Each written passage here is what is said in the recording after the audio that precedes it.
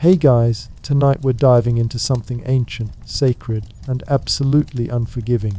Standing guard on the walls of Jericho when the Israelites arrive, not the cheerful children's story with trumpet sounds and walls magically falling down. The raw, terrifying reality of being a defender watching the most bizarre military campaign in history unfold beneath your supposedly impregnable fortress. So before you get comfortable, take a moment to like the video and subscribe, but only if you genuinely enjoy what I do here. And let me know in the comments where you're tuning in from and what time it is for you. It's always fascinating to see who's joining us on this spiritual journey. Now, turn off all the lights. The screen will also dim in a moment to help you relax as you listen to tonight's story. Let's ease into our biblical journey together. Now you're in ancient Canaan, roughly 1400 BCE. The massive walls of Jericho surround you, not in Sunday school illustrations or movies, but in smell, sound, and touch. The good news, you're stationed on some of the strongest fortifications in the ancient world, walls that have never been breached. The bad news, an army unlike any other is approaching, and their god apparently doesn't follow conventional rules of warfare. The air around you, thick with dust from the Jordan Valley, the scent of limestone and mortar from the massive walls, and the growing tension of soldiers who don't understand what they're about to face. Your armor isn't lightweight tactical gear, but bronze plates and leather that weigh you down and offer limited protection. Your weapons are bronze, tipped spears and composite bows, effective against normal enemies, but useless against what's coming. The sounds aren't modern military communications or air support. It's the nervous chatter of fellow guards, the creak of bowstrings being tested, and in the distance, the rhythmic march of an army that carries something you've never seen before, a golden box that terrifies even your bravest warriors. This isn't a conventional siege where you know the rules and tactics. This is facing the impossible made manifest, and you're already failing to understand how walls that have stood for centuries could possibly fall. The stone beneath your feet tells stories of permanence. These aren't just walls, they're monuments to human engineering, built layer by layer over generations. Each block of limestone fits so perfectly against the next that you can barely slide a bronze knife blade between them. The mortar, mixed with crushed pottery and animal hair, has hardened to something approaching stone itself.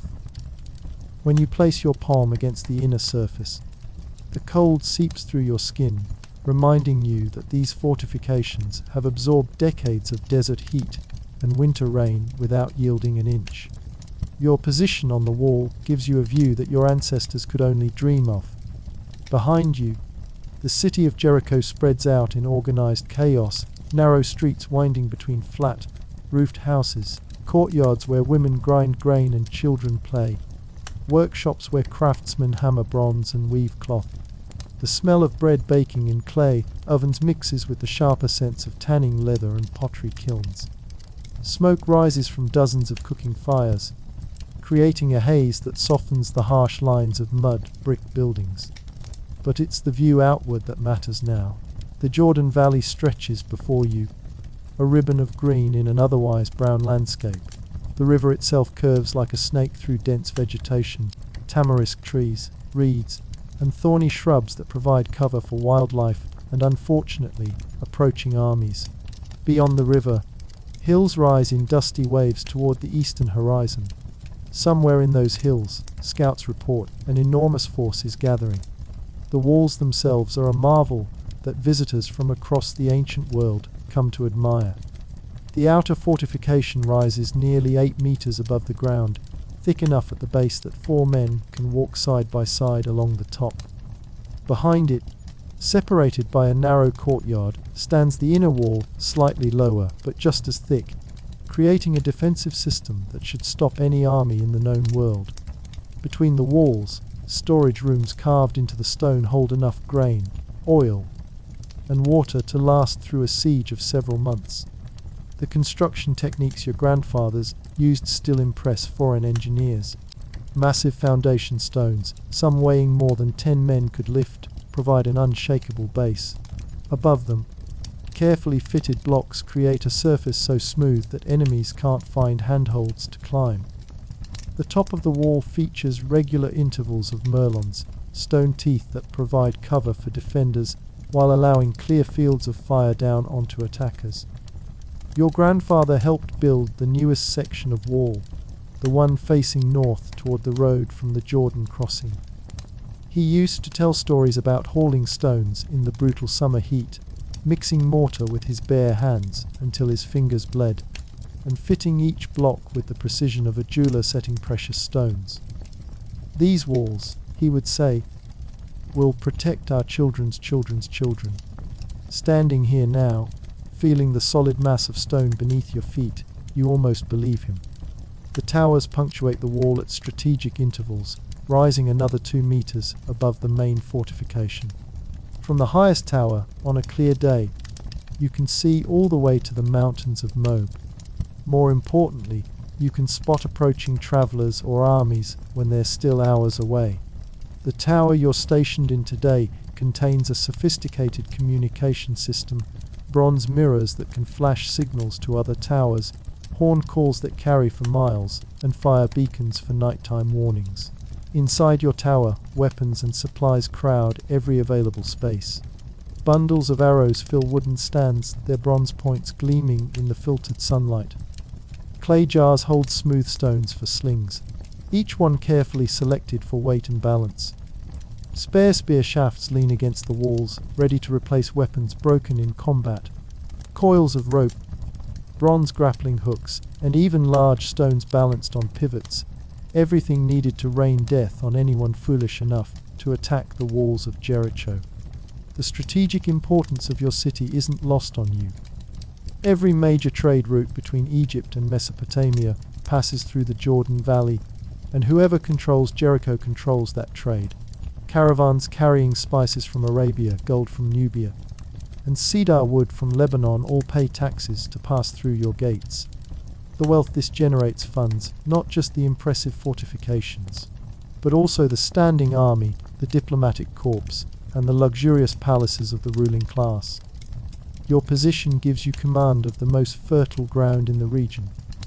The springs of Jericho never run dry, even in the worst drought years.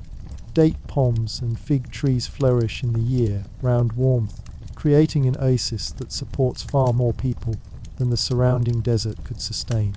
The abundant water allows for intensive agriculture, fields of barley and wheat, vegetable gardens, and orchards that provide fruit for trade throughout the region.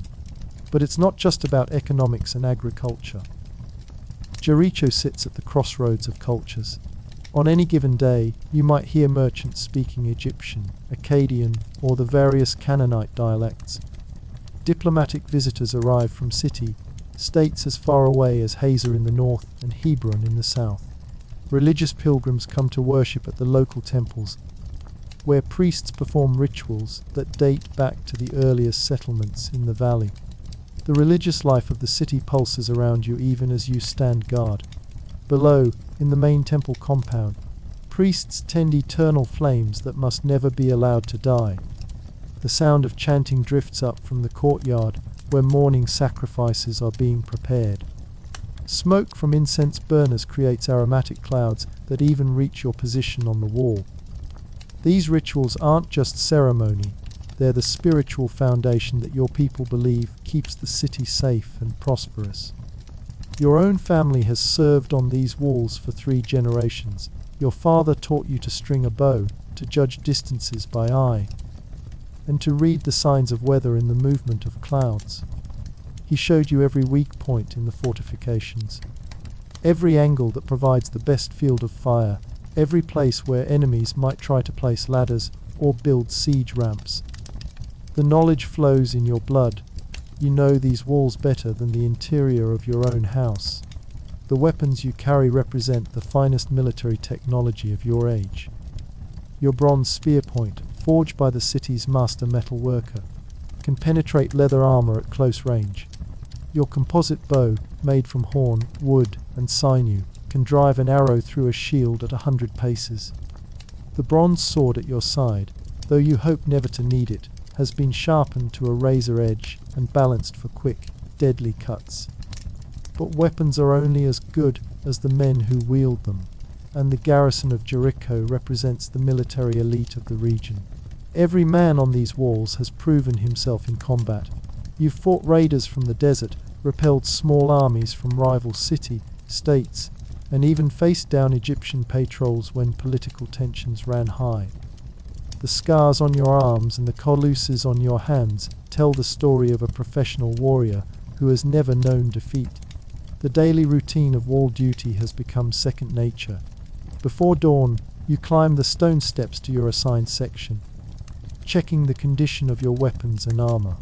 As the sun rises, you begin the systematic scanning that will continue until dark, watching the roads, monitoring the behavior of birds and animals that might indicate the approach of strangers, noting any changes in the landscape that could signal trouble. Communication with your fellow guards follows patterns developed over years of practice. Hand signals convey information silently across distances. The position of spears stuck in the ground tells other guards what you've observed. Even the way you wear your cloak can indicate whether you've spotted something suspicious or if your section is all clear. The citizens below go about their daily business with a confidence that comes from living behind impregnable walls. Children play games in the streets without fear of sudden raids. Women walk to the wells and markets without armed escorts. Merchants display valuable goods in open stalls, knowing that the city's defenses make theft by outsiders virtually impossible. This is what civilization looks like when people feel truly secure. Yet lately, that security has been tinged with uneasiness. Refugees from the east bring disturbing stories. An army unlike any other has been moving through the region, led by a man named Joshua and carrying some kind of golden box that's said to possess supernatural power. Cities have surrendered without a fight. Others have been destroyed so completely that nothing remains but rubble and bones. The first refugees arrived 3 months ago, a family from the east bank of the Jordan, their possessions hastily loaded onto a single donkey. They spoke of an entire people, hundreds of thousands strong, moving westward with military precision. Not raiders or bandits, but an organized nation with their own priests, their own laws, and their own God who seemed to fight alongside them. More refugees followed. Merchants who had traded with cities across the Jordan reported settlements abandoned overnight. Their inhabitants fled to the hills. Caravans were being turned back at what used to be busy crossroads, the roads now controlled by advanced scouts of this mysterious army. Trade routes that had functioned for centuries were suddenly impassable. The stories the refugees tell challenge everything you know about warfare. Armies are supposed to advance gradually, establishing supply lines, building siege equipment, negotiating with local rulers. This force moves differently.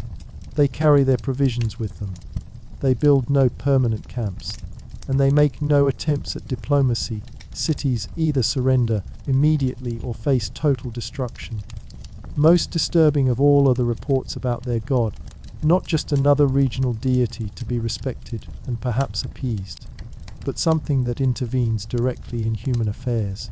Witnesses describe the Jordan River stopping its flow to allow the army to cross on dry ground. Other stories tell of city walls cracking at the mere approach of their priests carrying that golden box. Your city's leaders have responded with characteristic confidence.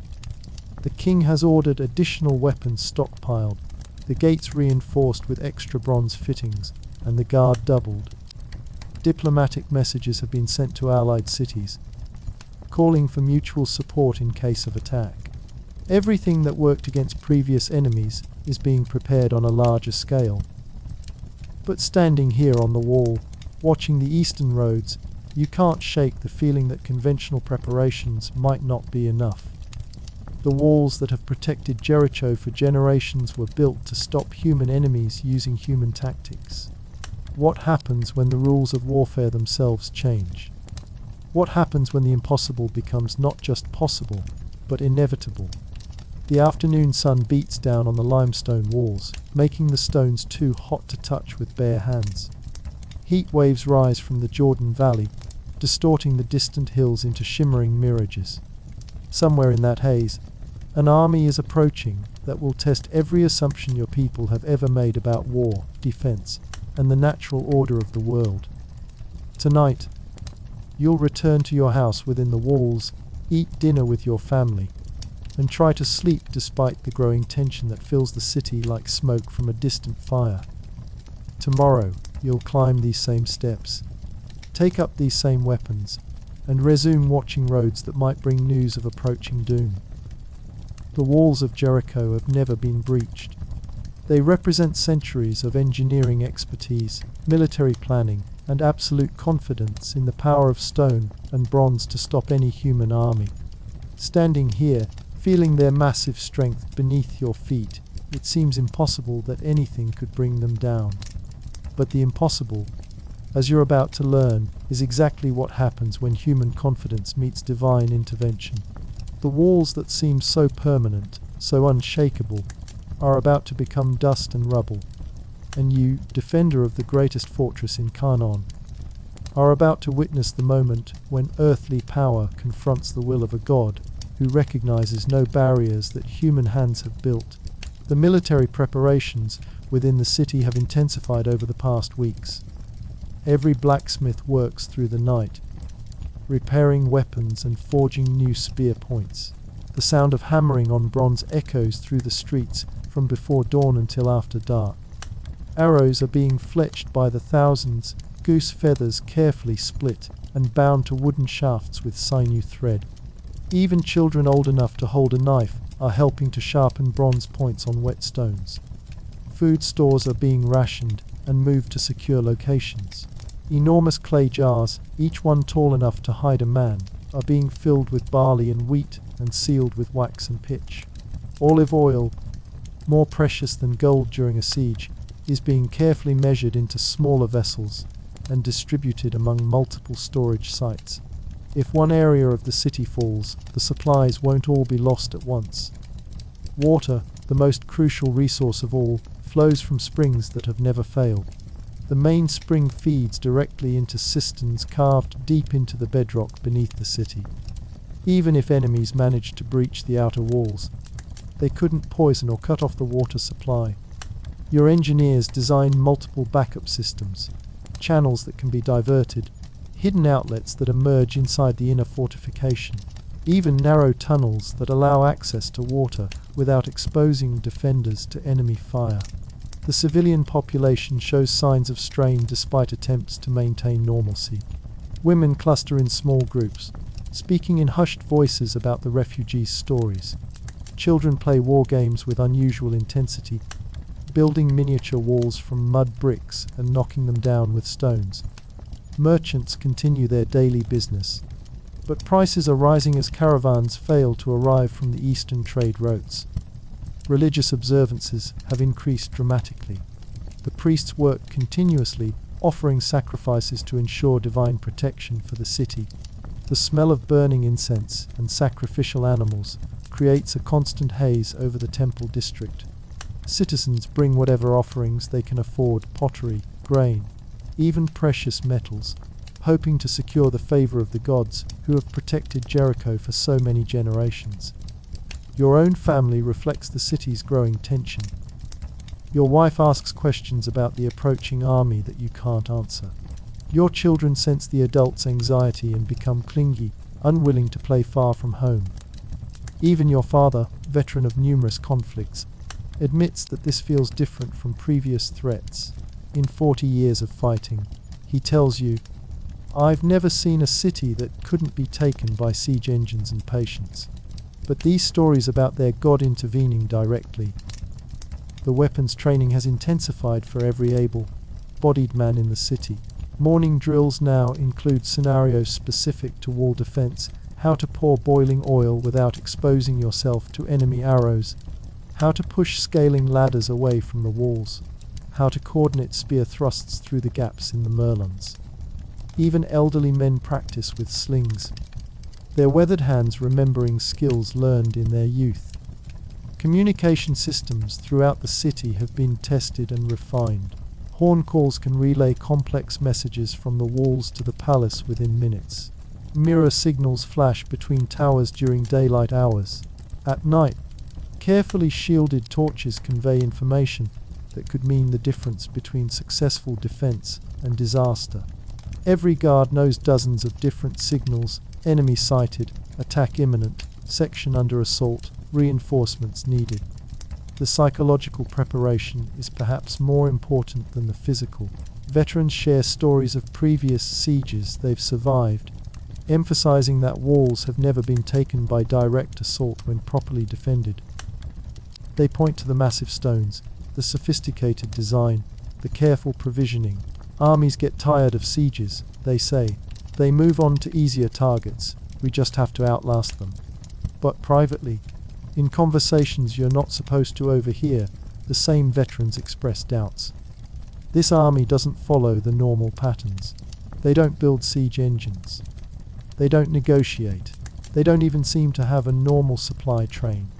Intelligence reports describe a force that moves with supernatural efficiency, as if guided by something beyond human military expertise.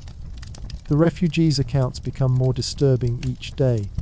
A trader who escaped from across the Jordan describes seeing the river literally stop flowing, creating a dry path for the entire army to cross.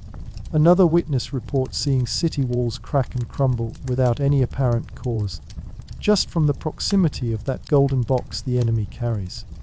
Most unsettling of all are stories of defenders simply abandoning their posts, overcome by inexplicable terror before any battle even begins. Your sleep, when it comes at all, is filled with dreams of walls cracking and crumbling. You wake with the taste of dust in your mouth and the sound of marching feet echoing in your ears. The other guards report similar experiences. Something is approaching that goes beyond normal military threat, something that attacks not just the body, but the mind and spirit. The city's animals seem to sense the approaching danger. Dogs bark at empty air. Horses refuse to be led near the eastern gates. Birds change their migration patterns, avoiding the Jordan Valley entirely. Even the insects behave strangely, locusts gathering in unusual swarms, bees deserting their hives, moths flying in chaotic patterns that make no sense to experienced observers. Trade with the outside world has virtually ceased. The last caravan arrived over a week ago, and even they carried reports of roads controlled by advanced scouts of the approaching army. Prices for foreign goods, spices, metals, luxury items have doubled and tripled as existing supplies dwindle. The economic isolation adds another layer of stress to a population already stretched thin by military preparations. Diplomatic efforts have yielded no results. Messengers sent to negotiate with the approaching army simply don't return. Attempts to form alliances with neighboring cities reveal that most rulers are either fleeing or surrendering without resistance. The few who attempt to organize defensive coalitions find their armies melting away as soldiers desert, rather than face an enemy they don't understand. Religious ceremonies have taken on an almost frantic quality. Priests perform rituals that haven't been used in living memory, calling on ancient gods and forgotten protective spirits. Sacred objects are brought out as storage statues, blessed weapons, ceremonial shields that supposedly carry divine power. The temple courtyards echo with constant chanting, while smoke from sacrificial fires creates clouds that can be seen from the walls. Your personal preparations are as complete as they can be. Your weapons are sharp and ready. Your armor, though heavy, fits perfectly and has been tested in actual combat. Your position on the wall gives you excellent fields of fire and good cover from enemy arrows. You've memorized every escape route, every fallback position, every cache of emergency supplies. By all conventional military standards, you're as ready as any defender could be, yet doubt gnaws at you like hunger. The stories filtering in from the East describe events that don't fit into any framework of warfare you understand. Armies that appear and disappear like morning mist, battles won without fighting, cities that surrender not from military defeat, but from sheer terror at what approaches. This isn't warfare as you know it, it's something that transcends human conflict entirely. The night watches have become exercises in controlled fear. Standing alone in the darkness, listening to sounds that might be wind through the stones, or might be something else entirely, you find yourself questioning assumptions that seemed unshakable just weeks ago. The walls feel solid enough, but what if solidity itself isn't the point?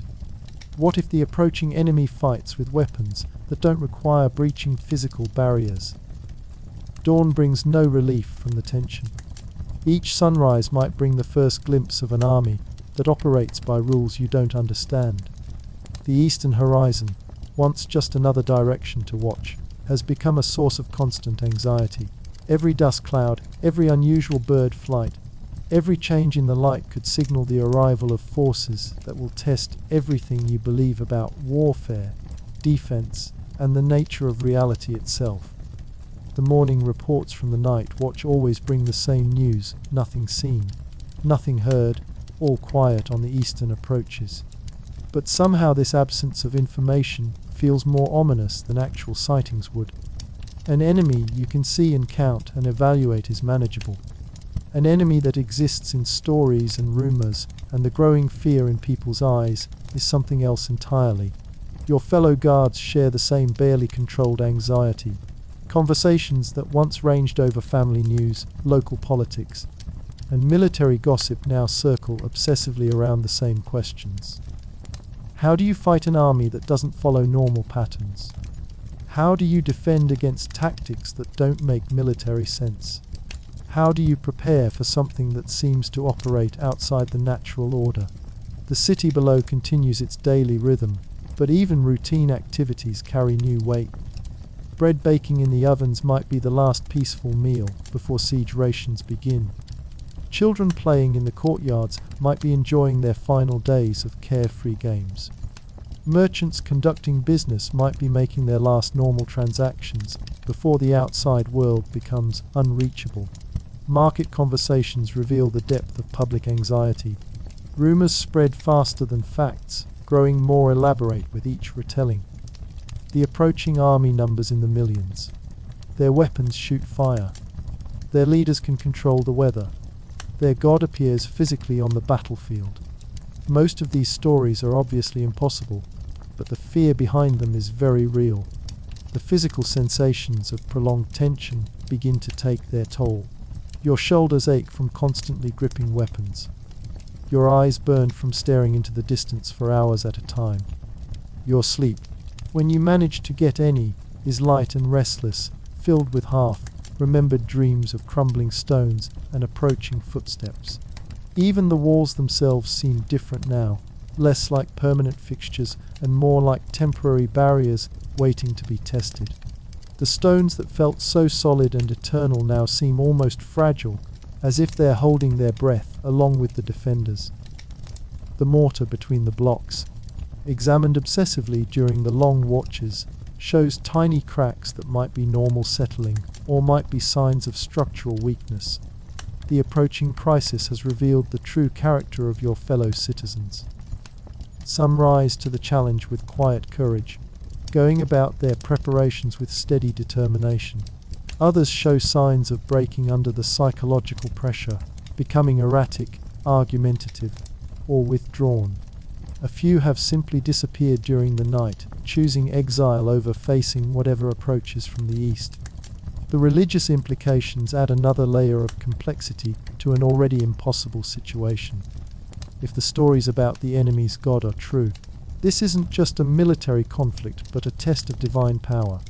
Your own gods, who have protected Jericho for generations, will be measured against something that operates on a completely different scale. The outcome won't just determine the fate of the city, but the validity of everything your people have believed about the spiritual world. Your training and experience, accumulated over years of military service, feel simultaneously essential and inadequate. The skills that made you an effective defender against human enemies remain valuable, but they address only part of the challenge. How do you maintain morale when facing the supernatural? How do you follow tactical doctrine when the enemy doesn't use tactics you recognize. The walls of Jericho represent more than just military engineering. They embody an entire worldview based on human capability and rational planning. Every stone placement, every defensive angle, every structural reinforcement reflects centuries of accumulated wisdom about how to protect what matters most. But that wisdom assumes enemies who share basic human limitations, who operate within the natural order, who can be understood and therefore defeated. Standing here as the sun sets on another day of watching and waiting, you realize that tomorrow might bring the test of everything your civilization represents. The approaching army carries more than weapons and siege equipment. They carry a different understanding of how the world works, backed by a God who apparently doesn't recognize the barriers that human hands can build. The last light fades from the eastern hills, leaving you alone with your thoughts and your fears. Somewhere in that darkness, an army approaches that will challenge not just the walls of Jericho, but the assumptions underlying your entire way of life. The stones beneath your feet, solid as they seem, may prove to be nothing more than dust waiting for the right wind to scatter it. Tonight, like every night for the past month, you'll try to sleep despite the growing certainty that everything is about to change. Tomorrow, you'll return to your post and resume watching for signs of an enemy that defies everything you know about warfare. And soon, perhaps sooner than anyone imagines, you'll discover whether human engineering can stand against divine intervention. Whether the walls that have protected Jericho for centuries can withstand the approach of a God who recognizes no earthly barriers. The walls of Jericho have never fallen. But then again, they've never faced anything like what approaches from the east, carrying the power to make the impossible seem inevitable, and the permanent seem as fragile as morning mist. The first confirmed sighting comes at dawn on a Tuesday, that starts like any other, but ends with everything changed forever. You're halfway through your morning watch, scanning the eastern approaches with eyes that have grown tired from weeks of fruitless vigilance, when movement catches your attention. Not the usual shimmer of heat rising from the Jordan Valley, but something more substantial, something that shouldn't be there. At first, it's just a darkening on the horizon, like a storm cloud that's lost its way and decided to travel along the ground instead of through the sky. You blink, rub your eyes, look again. The darkness remains, and it's growing larger, not approaching with the random drift of weather, but advancing with the deliberate purpose of something that knows exactly where it's going. You raise your hand to signal the adjacent tower, using the gesture that means possible sighting, uncertain threat level. The response comes immediately. Other guards have noticed the same phenomenon. Bronze mirrors begin flashing messages across the wall system, carrying word to the command post and ultimately to the palace. Within minutes, every defensive position in Jericho knows that something significant is finally happening on the eastern approach. The horn call that summons the city's leadership to the walls carries a tone you've never heard before. Not the sharp blast of immediate danger, but the longer, more complex sequence that means unprecedented situation requires command presence. You watch as figures emerge from the palace compound and climb the stone steps to the highest observation tower. Even from your distant position, you can see them pointing toward the eastern horizon and engaging in animated discussion. As the morning progresses, the approaching darkness resolves into something that challenges every assumption you've made about military forces. This isn't an army in any conventional sense. It's an entire nation on the move. The front ranks consist of armed men arranged in perfect formations, but behind them stretch lines of people that seem to go on forever. Women, children, elderly, livestock, supply wagons, and something else that glints gold in the morning sunlight. The numbers become clear as the force draws closer. Not hundreds or even thousands, but tens of thousands of fighting men, with perhaps 10 times that many civilians following behind. The logistical impossibility of moving so many people strikes you immediately. How do they find water for such multitudes? How do they feed everyone? How do they maintain discipline and organization across such vast numbers? But more disturbing than the size of the force is its behavior. Normal armies advance in stages: scouts, advance guard, main force, supply train. They establish camps, send out foraging parties, set up defensive perimeters. This force moves as a single, coordinated unit, maintaining formation across terrain that should make such organization impossible. They flow around hills and through valleys like water, but water that maintains perfect geometric patterns. The golden object becomes more visible as they approach the Jordan River. It's carried by men in distinctive white robes, supported on long poles that keep it elevated above the crowd. Even from the distance of several miles, something about it makes your eyes want to look away, not because it's unpleasant to see, but because looking at it too long creates a sensation you can't name, like staring directly into the sun, but without the pain, only an overwhelming sense that you're seeing something not meant for human eyes. The Jordan River, swollen with spring runoff, should pose a significant obstacle to such a large force. You've watched armies before struggle with river crossings, seen military campaigns delayed for weeks while engineers build bridges or search for suitable fording points. This force shows no signs of slowing as it approaches the water. What happens next defies everything you know about rivers, physics, and the natural order of the world. The men carrying the golden object step into the water first, their white robes trailing in the current.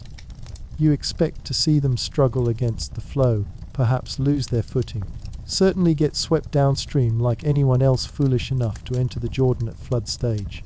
Instead, the river stops. Not gradually, like water backing up behind a dam, but instantly, as if some invisible hand has simply switched off the flow. The rushing sound that has provided constant background noise from the valley floor suddenly ceases, leaving an unnatural quiet that makes your ears ring. The muddy brown water that was racing toward the Dead Sea moments before now stands motionless, forming walls on either side of a dry pathway. You grip the stone parapet so hard your knuckles turn white, trying to steady yourself against a reality that has suddenly become unreliable. Rivers don't stop flowing. Water doesn't pile up in vertical walls without something to contain it.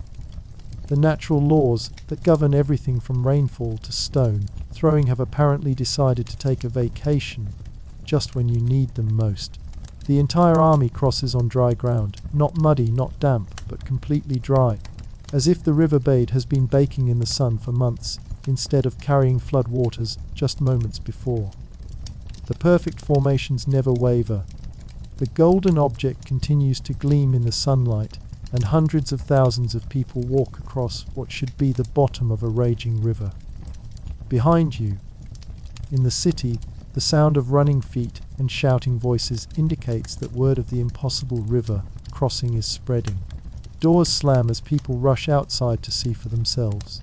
The normal sounds of daily life, grinding grain, weaving cloth, children playing, give way to a confused babble of voices trying to process what their eyes are reporting. When the last of the stragglers reaches the western bank, the river resumes its flow as suddenly as it stopped. The walls of water collapse with a roar that can be heard even from the walls of Jericho, sending spray high into the air and creating a temporary rainbow in the mist. Within minutes, the Jordan looks exactly as it did before, giving no sign that anything unusual has happened except for the enormous army now camped on ground that should still be underwater. The psychological impact on Jericho's defenders is immediate and devastating. Conversations on the walls take on a hushed, uncertain quality.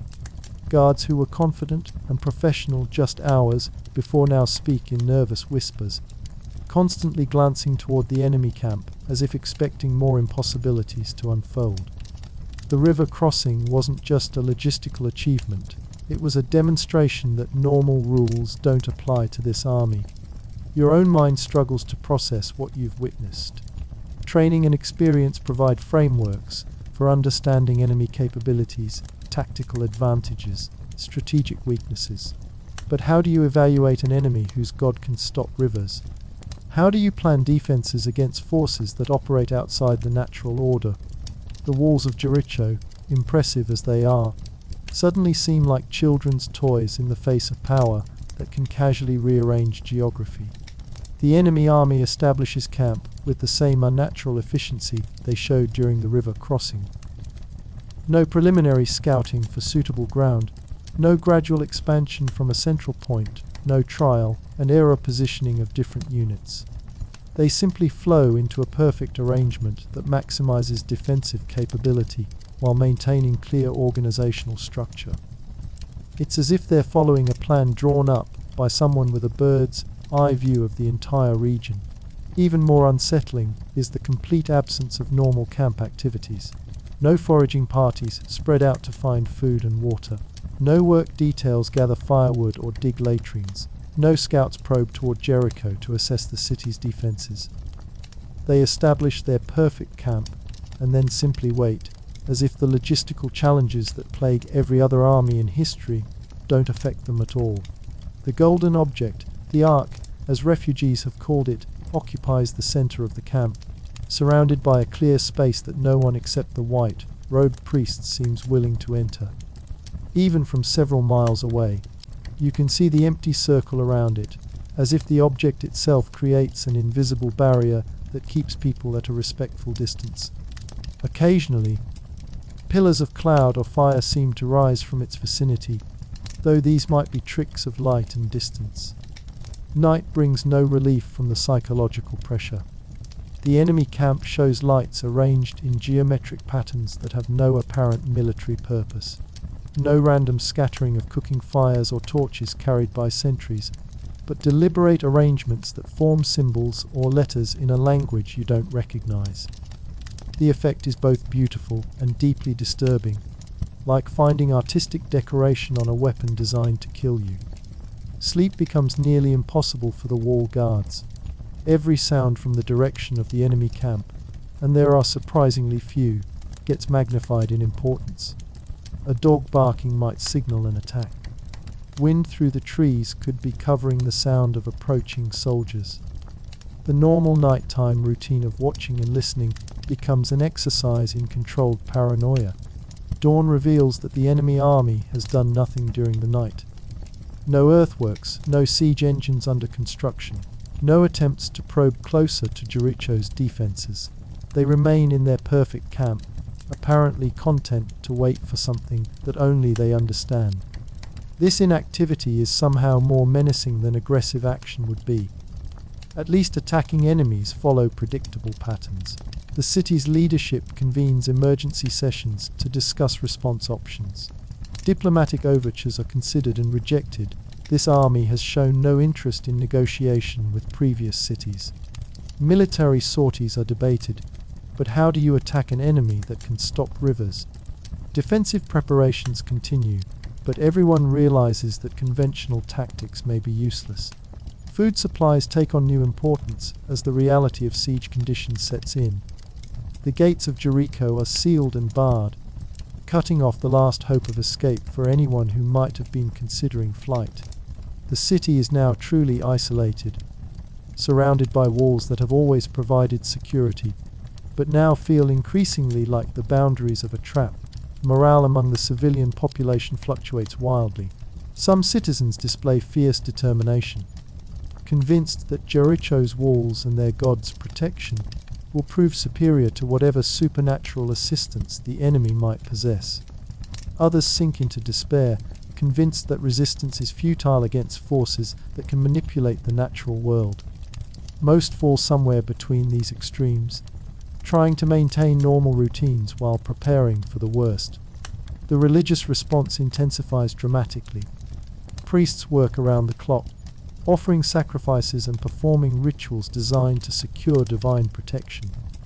The temples fill with citizens bringing offerings and seeking reassurance that their gods remain more powerful than the enemy's deity. Incense burns continuously, creating aromatic clouds that drift across the city and provide a sensory reminder of spiritual preparation. Your own faith, never particularly strong, faces its greatest test. The gods of Jericho have always seemed distant, requiring proper rituals and offerings, but rarely intervening directly in human affairs. The enemy's god apparently takes a much more active role, stopping rivers and guiding armies with obvious supernatural assistance. The implications are disturbing. What if divine power isn't evenly distributed? What if some gods are simply stronger than others? The second day brings the first direct contact between the armies. A small group of Israelites approaches under a white banner, stopping just outside arrow range from the walls. They make no demands, issue no ultimatums. Simply stand there for an hour before returning to their camp. The message is clear, without words: we're here, we know you're watching, and we're ready to begin whatever comes next. The third day after their arrival brings something unprecedented in the history of warfare. The enemy begins to march around your city. Not to attack, not to probe defenses, not to establish siege positions, but simply to walk in a large circle around the walls of Jericho. The sight is so unexpected, so completely outside normal military behavior, that at first you wonder if you're misunderstanding their intentions. It begins before dawn, while the sky still holds that deep purple color that comes just before sunrise. You're at your post on the eastern wall when movement catches your eye, not the random motion of camp activity, but the deliberate formation of ranks. The entire Israelite army, tens of thousands of fighting men, arranges itself into a column that stretches for what must be miles. At the head of this impossible procession, the white-robed priests carry that golden object that makes your eyes want to look away. The formation moves with mechanical precision toward the walls of Jericho. For a moment, your heart races with the familiar adrenaline of impending combat. This is it, the assault you've been preparing for, the test of stone and bronze against supernatural power. Your hand tightens on your spear. Your eyes scan for the best targets among the approaching ranks. Your mind runs through the defensive procedures drilled into you over years of training. But they don't attack. Instead, they begin to walk around the city. The column maintains perfect spacing and alignment as it follows the perimeter of Jericho's walls. Not at arrow range, where your archers could inflict casualties, but close enough that you can see individual faces, count weapons, observe the unsettling calm in their expressions. They move with the steady, unhurried pace of people who have all the time in the world and know exactly what they're doing. The silence is the most unnerving aspect of the entire procession. Normal armies march to drums, coordinate movements with shouted commands, maintain communication through horn calls and signal flags. This force moves in complete quiet, broken only by the sound of thousands of feet keeping perfect rhythm on the rocky ground. The absence of normal military noise creates an atmosphere that's simultaneously peaceful and deeply threatening. You watch the golden arc pass directly below your section of wall, carried by priests whose white robes seem to glow in the early morning light. The object itself defies description, clearly made of gold, obviously crafted with extraordinary skill, but possessing qualities that go beyond mere metalwork. It seems to generate its own light, or perhaps bend the surrounding light in ways that make it appear more present, more real than anything else in your field of vision. The psychological effect on Jericho's defenders is immediate and profound. Guards who have faced enemy armies with professional confidence find themselves unsettled by this bizarre display. Conversations on the walls die away as everyone strains to understand what they're witnessing. The silence from the marching army makes every sound from the city seem unnaturally loud: the scrape of sandals on stone, the creak of leather armor, the nervous clearing of throats. As the procession continues around the northern wall, then the western wall, then the southern wall, a pattern becomes clear. This isn't reconnaissance or psychological intimidation in any conventional sense. It's a ritual performed with the same mechanical precision as religious ceremonies in Jericho's own temples. But unlike familiar rituals that ask for divine favor or protection, this ceremony seems designed to accomplish something specific and immediate. The complete circuit takes nearly 3 hours.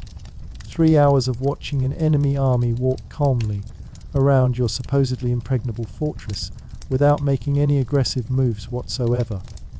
3 hours of growing tension as defenders wait for the real attack that never comes. 3 hours of questioning everything you thought you knew about warfare, strategy, and the natural order of things. When the procession returns to its starting point, having completed a perfect circle around Jericho, it simply stops. The ranks dissolve back into normal camp formation. The priests carry the ark back to its central position, and the entire army settles down as if nothing unusual has happened. No trumpets sound, no victory chants rise from their camp, no celebration marks whatever they believe they've accomplished. The reaction within Jericho ranges from bewilderment to outright panic. Citizens crowd the walls, demanding explanations from guards who have no answers to give. The city's military leadership convenes emergency meetings, trying to develop tactical responses to behavior that doesn't fit any known patterns of siege warfare. Priests hurry to consult ancient texts and perform divination rituals, seeking guidance about this unprecedented situation. Your own confusion mirrors that of the entire city. Every aspect of your training emphasized reading enemy intentions, predicting their next moves, preparing countermeasures for anticipated attacks. But how do you counter an enemy whose actions make no military sense? How do you prepare for tactics that seem designed to accomplish goals you can't even identify? The fourth day brings the same inexplicable ritual. Before dawn, the army forms its column. At sunrise, they begin their silent march around the city. For 3 hours, thousands of armed men walk in perfect formation around your walls, accomplishing nothing visible, threatening nothing specific, but somehow creating an atmosphere of mounting dread that affects every person in Jericho. This time, you pay closer attention to details, hoping to find some clue about their purpose. The spacing between marches never varies. The pace remains absolutely constant. The silence continues unbroken except for the rhythmic sound of feet on stone. Even more disturbing, the faces of the marching soldiers show no signs of strain, boredom, or confusion. They appear completely committed to this bizarre ritual, as if walking around cities is the most natural military activity in the world. The priests carrying the ark maintain their position at the head of the column with the same mechanical precision as the soldiers. Their white robes never seem to get dusty despite hours of walking on rocky ground. The golden object itself shows no signs of the wear and tear that should affect any piece of equipment subjected to daily transport across rough terrain. Everything about the procession suggests supernatural maintenance, as if normal physical laws don't fully apply to this army. By the 5th day, the ritual has become a psychological torture for Jericho's defenders. The anticipation begins before dawn, as guards scan the enemy camp for signs of formation. The actual march creates hours of sustained tension, watching for any variation in behavior that might signal a real attack. The aftermath brings no relief, only the certainty that tomorrow will bring another repetition of the same inexplicable ceremony. Sleep becomes increasingly difficult for everyone in the city. The knowledge that tomorrow will bring another silent procession around the walls makes rest nearly impossible. Dreams, when they come at all, feature endless columns of marching figures and the unsettling sight of that golden object being carried in eternal circles. Even children begin showing signs of strain, picking up on the adult anxiety that permeates every corner of the city. The economic life of Jericho grinds to a halt as normal activities become impossible to maintain. Merchants can't concentrate on trade when enemy armies are performing mysterious rituals just outside their windows. Craftsmen find their hands shaking too much for precise work. Even basic tasks like grinding grain and baking bread become exercises in nervous energy rather than routine productivity. Religious activities intensify to a frantic pace as citizens seek divine intervention to stop or explain the daily marches. Priests work continuously, offering every type of sacrifice and performing every protective ritual known to their traditions. The temples fill with desperate worshippers, bringing whatever offerings they can afford, hoping to secure divine assistance against an enemy whose own God seems to be providing very effective support. The sixth day brings a subtle but significant change in the ritual. The procession forms and begins as before, but this time you notice additional elements that weren't present in previous marches. Musicians join the column, not playing instruments, but carrying them in ready position. The priests seem more focused, their white robes somehow whiter, their movements more precise. Even the soldiers show subtle differences in posture and expression, as if they're preparing for something more significant than another silent walk around the walls. The ark itself appears more radiant than before, though you can't identify exactly what has changed about its appearance. The golden surface seems to gather and concentrate sunlight in ways that create shifting patterns of brilliance. Looking at it directly becomes increasingly difficult, not because of pain, but because of an overwhelming sense that you're seeing something not meant for human observation. The psychological pressure on Jericho's defenders reaches critical levels.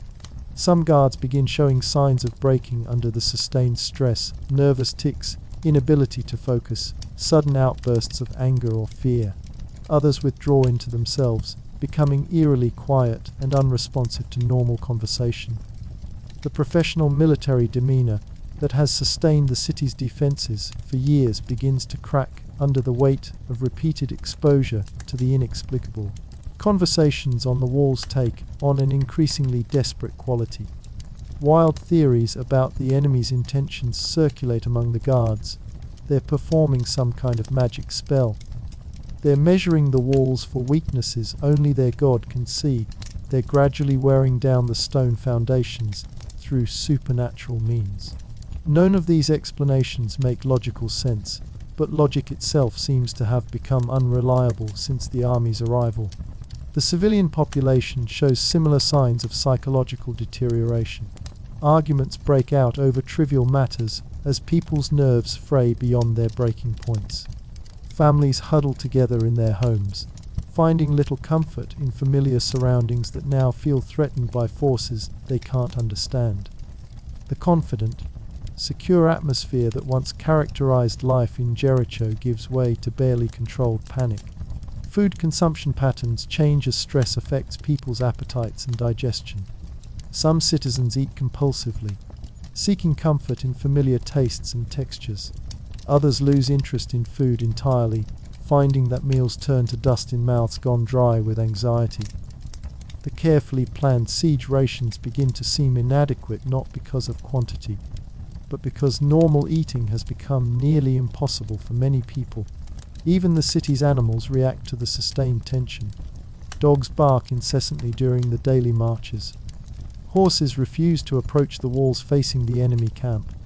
Chickens stop laying eggs, goats produce less milk, and even the insects seem to behave differently, gathering in unusual patterns or disappearing entirely from areas where they're normally abundant. The religious implications of the daily rituals become increasingly apparent to Jericho's priests and citizens. This isn't simply military intimidation, it's a spiritual assault using methods that have no precedent in the region's long history of warfare. The enemy's God isn't just supporting their army, it's actively participating in a campaign designed to demonstrate divine power that transcends normal physical limitations. Your own faith, already shaken by the river crossing, faces daily challenges as the marches continue. The gods of Jericho, invoked continuously through sacrifices and prayers, show no signs of intervening to stop the enemy rituals. Meanwhile, the Israelite God demonstrates its power through daily miracles, the perfect coordination of vast numbers of people, the supernatural preservation of equipment and clothing, the psychological effects that seem to emanate from the ark itself. Night brings little relief from the psychological warfare. The enemy camp maintains its geometric lighting patterns, creating symbols that seem to shift and change when viewed for extended periods. Sounds from their camp, when they occur at all, follow no normal patterns of military activity. Sometimes complete silence reigns for hours. Other times low chanting can be heard drifting across the distance, never quite loud enough to understand, but clearly related to the same supernatural forces that power their daily marches. The seventh day dawns with an atmosphere of impending crisis that everyone in Jericho can feel, but no one can explain. The enemy camp shows unusual activity from the earliest morning hours, not the random bustle of normal military preparation, but purposeful movement that suggests today's ritual will be different from the previous 6. The psychological pressure that has been building for nearly a week seems ready to reach some kind of climax. As you take your position on the wall for what might be the final time, the weight of impending change presses down on the city like the oppressive air that comes before violent storms. Something is about to happen that will test not just the walls of Jericho, but the very foundations of everything you've believed about the natural order, divine power, and the limits of human engineering in the face of supernatural intervention. The formation of the enemy column on this 7th morning differs markedly from the previous 6 days. Instead of the usual orderly assembly, there's an electric energy in their movements, a sense of anticipation that carries across the distance to your position on the wall. The soldiers move with sharper precision, their formations lock into place with mechanical perfection, and even from miles away you can see that today's ritual will be unlike anything that has come before. The priests carrying the ark seem transformed. Their white robes appear to glow with an inner light that has nothing to do with the morning sun. The golden object itself pulses with radiance that makes your eyes water when you try to look directly at it. Even the ordinary soldiers in the column show signs of heightened awareness, their expressions focused and intense in ways that suggest they know exactly what today will bring. But the most significant difference is the presence of the musicians. Yesterday they carried their instruments in ready position. Today they hold them prepared to play, their lips already touching the ram's horn trumpets, their hands positioned on drums and cymbals. The sight sends a chill through your body that has nothing to do with the morning air. Music in warfare usually signals celebration or mourning, and something tells you this won't be a celebration for Jericho. The procession begins as before, but immediately you notice the change in pace. Instead of the measured, almost leisurely walk of the previous days, today's march moves with urgent purpose. The column maintains its perfect formation, but the rhythm is faster, more insistent, like the heartbeat of someone anticipating violent action. The sound of thousands of feet on stone creates a thunderous background noise that seems to echo off the walls and multiply until the entire city resonates with the beat of approaching doom. One circuit around the walls, then another, then a third. Your confusion grows with each completed circle. The previous days brought one march around the city, taking approximately 3 hours.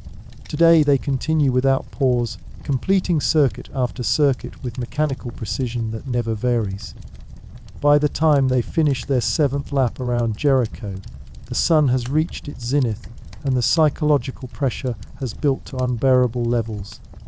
The silence that has characterized all previous marches finally breaks. As the column completes its 7th circuit and returns to the starting point, the musicians raise their instruments. The sound that emerges defies every expectation you might have had about military music. It's not the organized martial music used to coordinate troop movements, nor the ceremonial fanfares that announce important occasions. Instead, it's a wall of sound that seems designed to bypass the ears and attack the soul directly. The ram's horn trumpets produce notes that seem to come from inside your own skull. The drums beat with a rhythm that matches your terrified heartbeat and then gradually begins to override it, forcing your pulse to synchronize with their supernatural cadence. The cymbals crash with metallic voices that ring through your bones and make your teeth ache. But underneath and through all the instrumental noise, another sound emerges that chills your blood more effectively than any weapon could. The entire Israelite army, tens of thousands of voices, begins to shout in perfect unison. Not words in any language you recognize, not battle cries or victory chants, but a sound that seems to come from the deepest part of human vocal cords, amplified by supernatural power until it becomes something more than mere human noise. The combined effect of instruments and voices creates an acoustic assault that penetrates every corner of Jericho. Windows rattle in their frames. Pottery vessels vibrate on shelves. The very stones of the walls begin to resonate with harmonics that make your bones feel hollow. This isn't music in any conventional sense. It's a sonic weapon designed to attack not just hearing, but sanity itself. Your fellow guards react with visible terror. Some drop their weapons and cover their ears, trying futilely to block out sound that seems to come from inside their own heads. Others grip their spears with white knuckles and stare at the source of the noise with the fixed expression of men watching their own deaths approach. The professional military bearing that has sustained Jericho's defenses crumbles under the assault of sound that transcends physical noise and becomes pure supernatural terror. Inside the city, the reaction is immediate and devastating. Citizens run through the streets in panic, seeking shelter that doesn't exist from an attack that penetrates every building, every hiding place, every corner where someone might hope to escape. Children scream, not from the noise itself, but from the primal fear it generates in every living creature. Animals go mad, dogs howling, horses rearing and breaking their restraints, birds falling from the sky, as if the very air has become hostile to life. The sound continues for what feels like hours, but probably lasts only minutes. When it finally stops, the silence that follows is more terrifying than the noise was. Your ears ring with phantom echoes, your body trembles from the assault on your nervous system, and your mind struggles to process what you've just experienced. This wasn't warfare as any human army has ever practiced it. This was divine intervention made audible. Then the walls begin to shake. At first, it's subtle, a vibration in the stones beneath your feet that might be mistaken for the after effects of the sonic assault. But the trembling grows stronger, more insistent, until the massive fortifications that have stood for centuries begin to sway like trees in a strong wind. Mortar dust rains down from between the stones. Cracks appear in surfaces that have weathered countless storms and attacks without showing the slightest sign of weakness.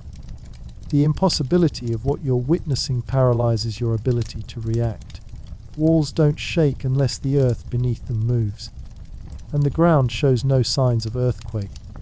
The vibration seems to come from the stones themselves, as if the very material that forms Jericho's defenses has decided to rebel against its own structural integrity. Physics, engineering, and common sense all insist that what you're seeing can't be happening, yet it continues with inexorable momentum. Your training screams at you to run, to find cover, to do something to protect yourself from the collapsing fortifications. But where can you run when the entire defensive system is failing simultaneously? The inner walls show the same alarming vibrations as the outer walls. The towers sway like boats in heavy seas. Even the ground-level buildings within the city show signs of structural failure as their foundations respond to whatever supernatural force is destroying Jericho's defenses. The golden arc, visible through the dust and chaos, seems to pulse with increased radiance as the walls continue their impossible collapse. The priests carrying it maintain their positions with supernatural calm, apparently unaffected by the destruction occurring around them. Their white robes remain spotless despite the clouds of debris filling the air. Their expressions show no surprise, no alarm, no reaction whatsoever to the miraculous destruction they're witnessing. Other sections of the wall begin failing in sequence, each collapse accompanied by sounds that combine the crash of falling stone with something that might be supernatural thunder. The noise reverberates through the Jordan Valley, creating echoes that seem to go on forever. Dust clouds rise hundreds of feet into the air, turning the bright morning into an apocalyptic twilight that reduces visibility to mere yards. The psychological impact of watching supposedly permanent fortifications crumble exceeds even the terror generated by the earlier sonic assault.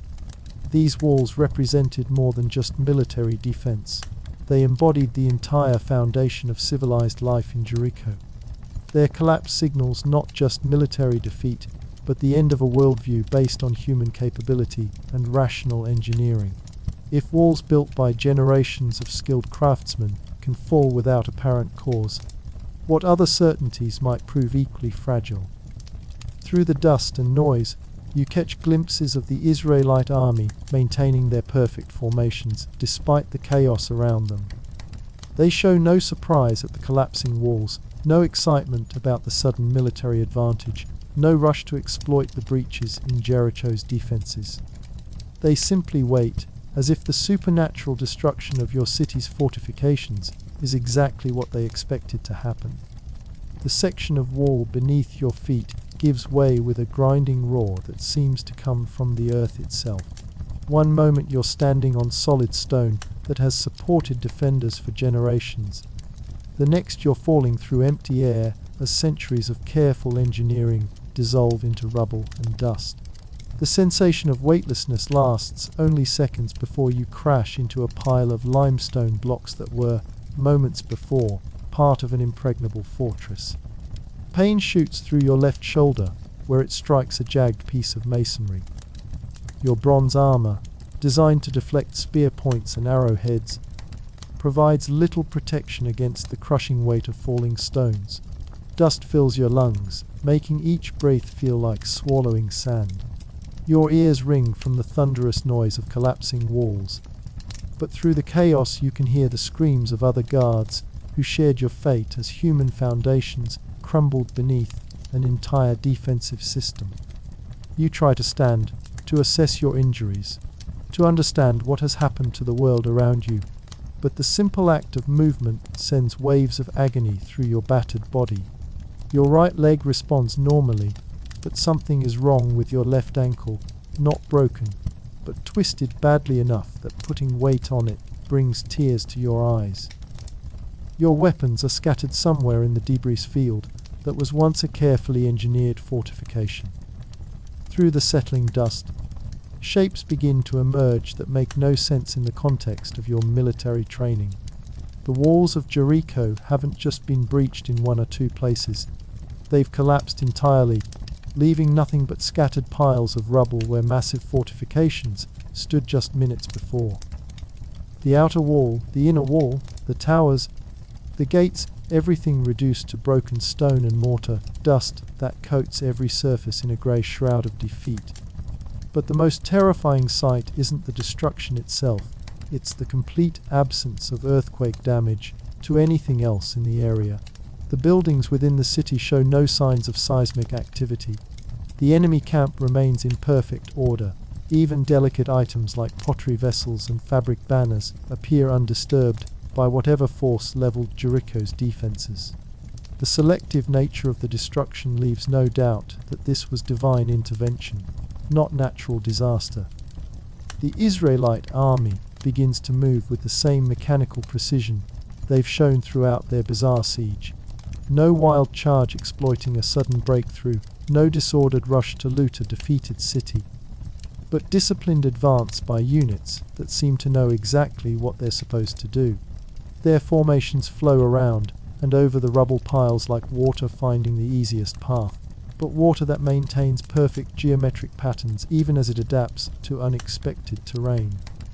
You struggle to free yourself from the debris that pins your lower body, using your good arm to shift stones that weigh more than you can normally lift. Adrenaline and desperation provide strength that transcends your injuries, but each movement sends fresh waves of pain through your damaged shoulder and twisted ankle. Around you, other survivors engage in similar struggles, their voices creating a chorus of pain and confusion that mingles with the sounds of approaching enemy forces. The first Israelite soldiers to reach a section of collapsed wall move with purposeful efficiency that contrasts sharply with the chaos surrounding the trapped defenders. They're not looking for wounded enemies to finish off or valuable items to loot. They're following specific orders that seem to involve establishing control rather than inflicting maximum casualties. Their faces show the same calm determination they've displayed throughout the siege, as if the supernatural collapse of fortified walls is just another routine military operation.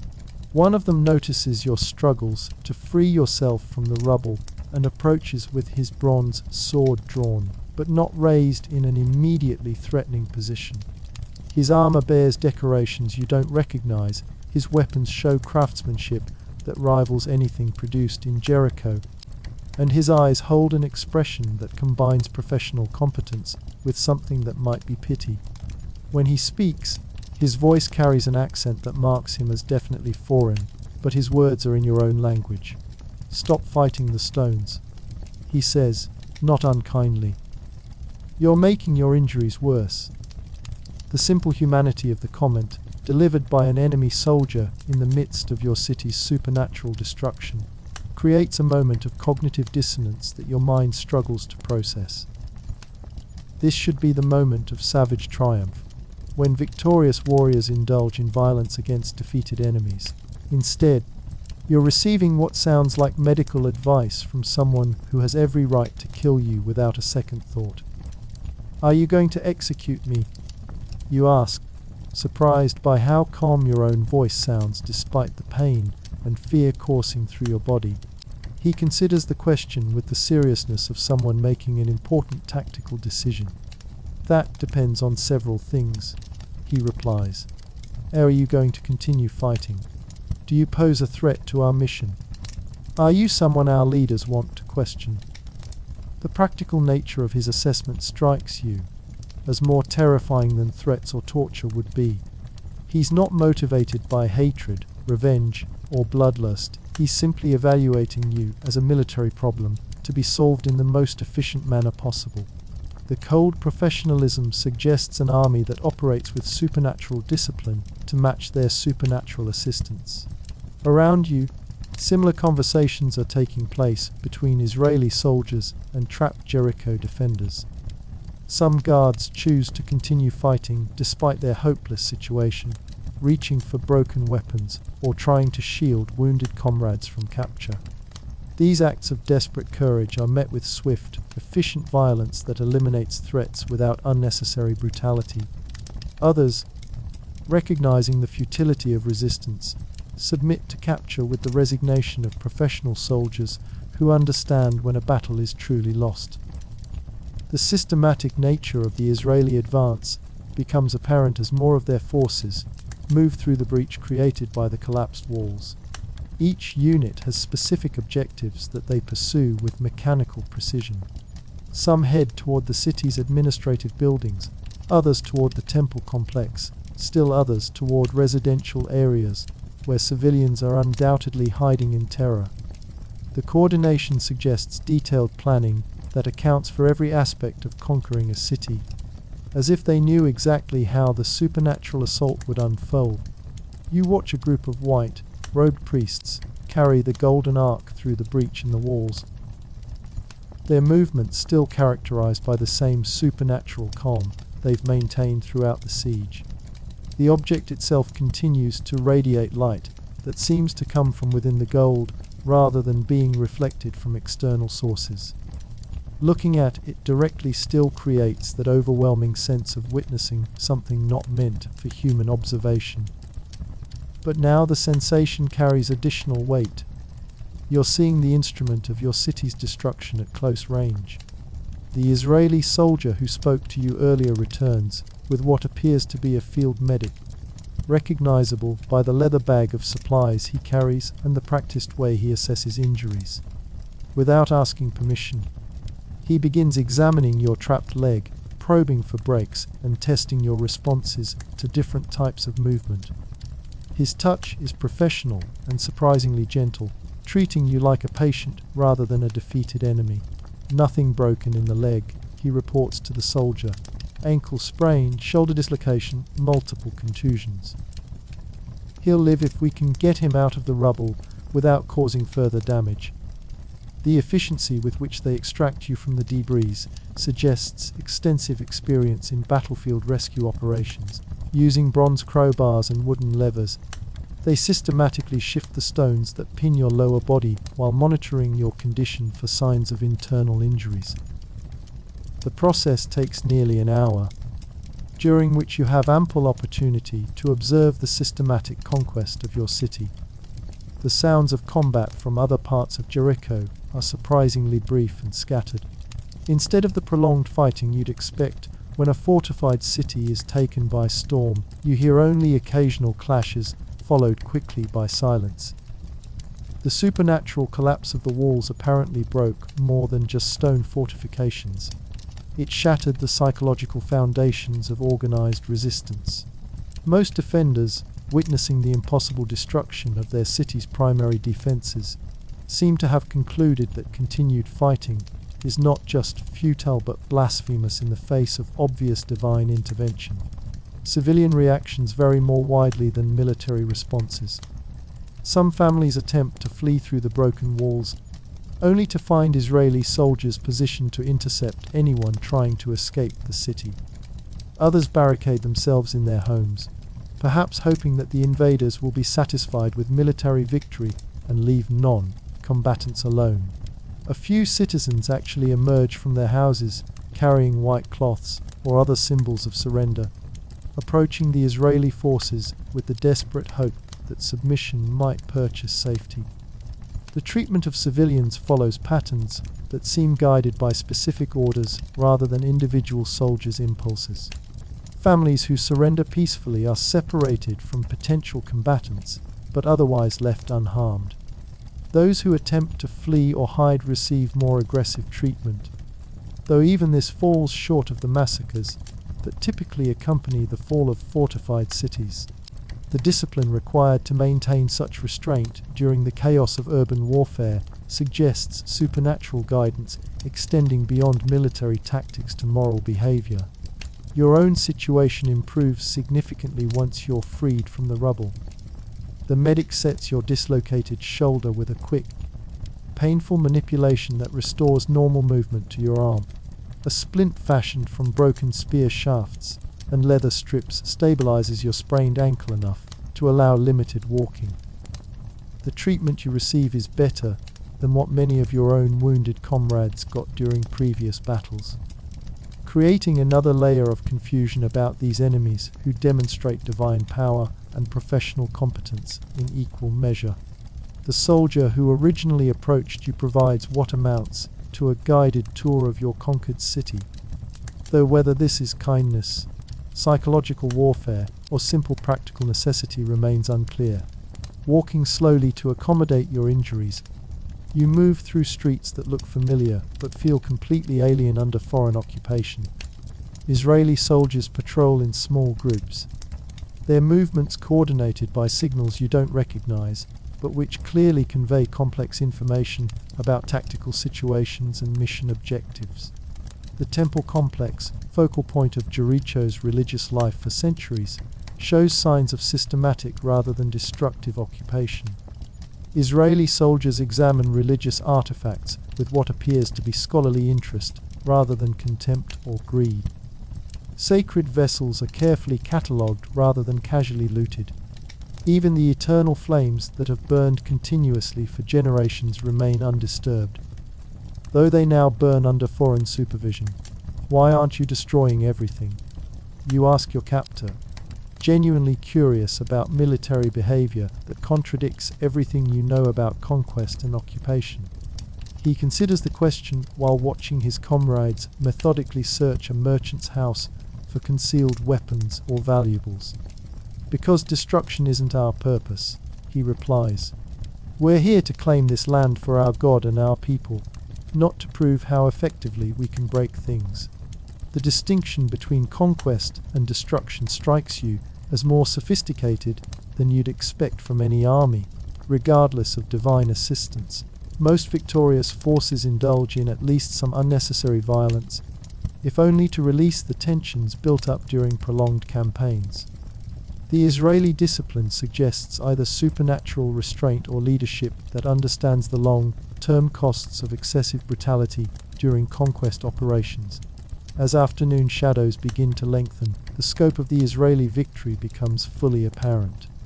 Jericho, one of the most strongly fortified cities in Canaan, has fallen in a single morning without siege engines, scaling ladders, or any of the conventional equipment required for successful assault operations.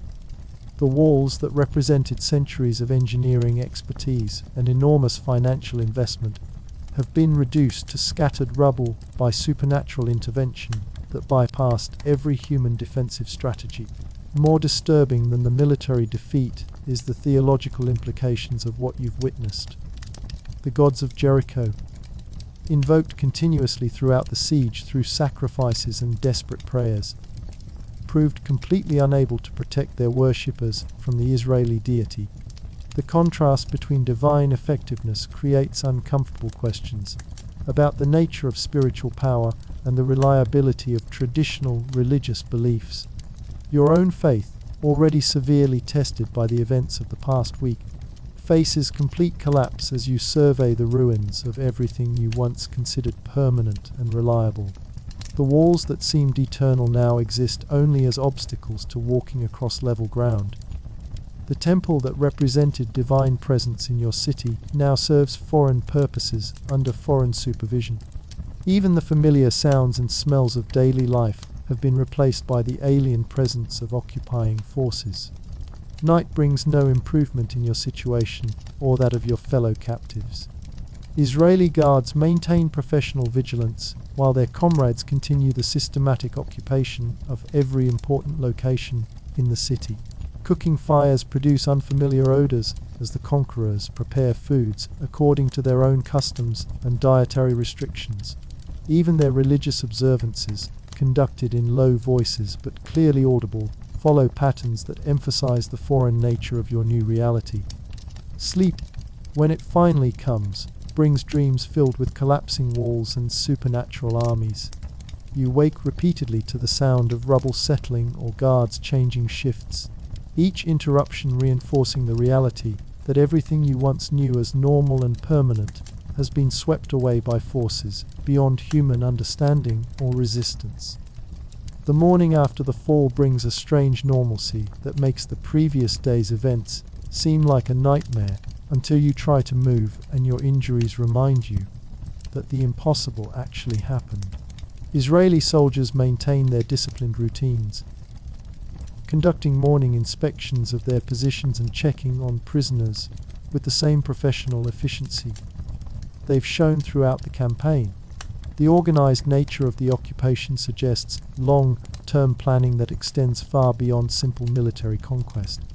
Your captor returns with a bowl of grain porridge and a waterskin, neither of which you expected to receive as a prisoner of war. The food is simple but adequate, prepared according to dietary restrictions you don't understand, but which clearly govern Israeli behavior in ways that affect even their treatment of captured enemies. The gesture of providing sustenance creates another layer of confusion about these conquerors who demonstrate both supernatural power and unexpected humanity. What happens to us now?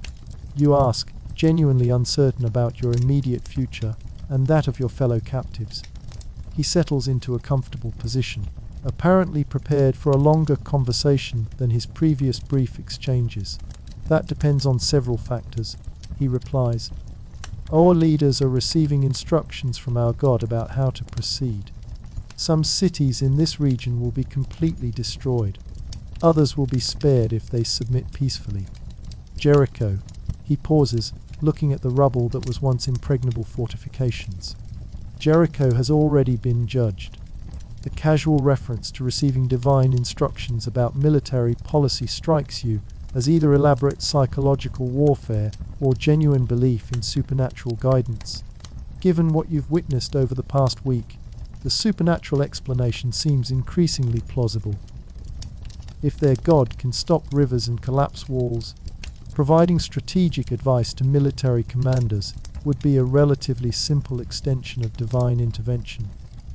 The theological implications of divine military planning create disturbing questions about the nature of the conflict you've been caught up in.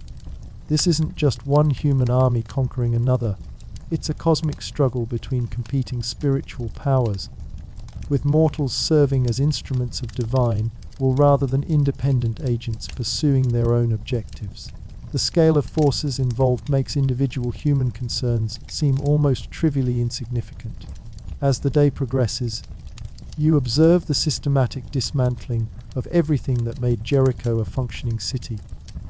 Israeli work crews sort through the rubble of collapsed walls, separating usable stone from debris that will be hauled away and scattered. Valuable materials, bronze fittings, carved decorations, anything that represents significant craftsmanship or monetary worth are carefully catalogued and set aside for transportation to Israeli territory. The population of Jericho undergoes similar systematic processing. Families are interviewed by Israeli officers who speak your language fluently, asking questions about occupations, loyalties, and potential usefulness to the occupation government. Skilled craftsmen receive different treatment from common laborers. Those with knowledge of local trade routes, political relationships, or military capabilities face more intensive questioning. Your own interrogation comes in the afternoon, conducted by an officer whose bearing and equipment mark him as significantly higher in rank than the common soldiers who captured you. His questions focus less on military intelligence. The battle, after all, is already over, and more on your personal background, family connections, and potential value as a source of information about regional affairs. You served on the walls for how many years? He asks, consulting notes written on a wax tablet. 7 years of regular duty, 3 years of training before that, you reply, seeing no point in concealing information he could easily verify through other sources. So you know the defensive capabilities of other cities in the region. Which ones have fortifications comparable to what Jericho had? The question forces you to confront the reality that Jericho's fall is just the beginning of a larger campaign. The Israeli army didn't cross the Jordan River and perform supernatural siege warfare just to capture one city. They're planning to conquer the entire region using the same combination of divine intervention and military professionalism that proved so devastatingly effective against your supposedly impregnable fortress. Ai has strong walls, but nothing like what we had here. You answer truthfully. Hebron is well fortified, and Jerusalem has excellent natural defenses. But none of them. You gesture toward the rubble that was once Jericho's walls. None of them were built to withstand what you can do. He makes additional notes, apparently satisfied with your assessment of regional defensive capabilities. What about water supplies? Which cities depend on springs? Which ones rely on cisterns? The strategic implications of the question become clear immediately. Cities that depend on external water sources are vulnerable to siege tactics, while those with internal springs can hold out indefinitely against conventional armies. But conventional tactics apparently don't apply to an army whose god can stop rivers and collapse walls. The information might be useful for planning efficient conquest operations, but it's unlikely to affect the ultimate outcome when divine intervention makes normal military calculations irrelevant. Your responses seem to satisfy his intelligence requirements, because the questioning shifts to more personal matters. Your family background, religious beliefs, and potential willingness to serve the occupation government in some capacity. The suggestion that you might have a future beyond execution or slavery comes as a surprise that takes several moments to process. You're offering me a position with your administration. You ask, uncertain whether you've understood the implications correctly. Possibly, he replies. We need people who understand local conditions, speak the language fluently, and have enough military experience to be useful in maintaining order. Whether you qualify depends on your answers to some additional questions. The moral complexity of the offer creates internal conflict that makes your physical injuries seem trivial by comparison. Accepting would mean betraying everything you've sworn to defend, collaborating with foreign conquerors who destroyed your city through supernatural means. Refusing might mean death, slavery, or exile from the only homeland you've ever known. Neither option offers a path forward that preserves your integrity and your life simultaneously. The conversation is interrupted by commotion from the direction of the former palace compound, where Israeli soldiers are apparently discovering something that requires immediate command attention. Your interrogator excuses himself and hurries toward the disturbance, leaving you under guard but providing an opportunity to observe the systematic occupation procedures that continue throughout the city. Israeli efficiency extends to every aspect of conquest administration. They've established clear chains of command, assigned specific responsibilities to different units, and implemented communication systems that keep senior officers informed about developments throughout their area of operations. The level of organization suggests extensive experience in conquest operations, as if they've captured and administered numerous cities using refined procedures that account for every aspect of military occupation. The religious dimension of the conquest becomes more apparent as Israeli priests establish their own ceremonial centers within the city.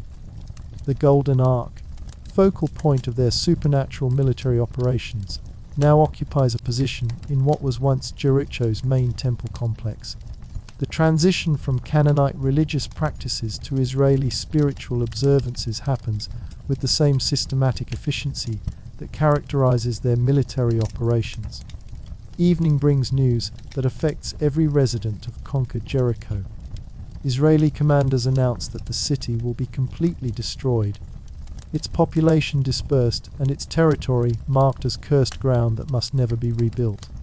The pronouncement, delivered in formal language that suggests divine command rather than human policy decision, eliminates any hope that life might eventually return to some approximation of normal under foreign occupation.